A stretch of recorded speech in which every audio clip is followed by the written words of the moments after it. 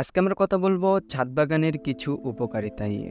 ছাদে বাগান সৃষ্টি করে তা থেকে সুফল আহরণ করার প্রবণতা দিন দিন বৃদ্ধি পাচ্ছে। স্বাস্থ্য সচেতনতা ও নিরাপদ ফল সবজি প্রাপ্তি সুবিধা নিশ্চিত কারণে অনেকেই ছাদে বাগান তৈরি অনুপ্রেরণা পাচ্ছে। বয়স্ক নর-নারী অবসর বিনোদনের প্রয়োজনে ছাদ বাগান সৃষ্টিতে অনেকে আগ্রহী হয়।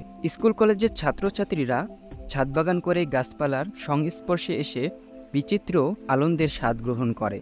অনেকে বৃক্ষপ্রেমিক পরিকল্পিতভাবে নিজ হাতে ছাদ বাগান করে সৃষ্টির আনন্দে ও গাছপালার প্রতি ভালোবাসার বহিঃপ্রকাশ ঘটাচ্ছেন। একটা সুন্দর ছাদ বাগান দিতে পারে পরিচ্ছন্ন পরিবেশ ও সারা বছর ধরে পরিবারের চাহিদা মতন নিরাপদ ফল সবজি। চলুন এবার জেনে নেওয়া যাক ছাদ বাগানের কিছু উপকারিতা।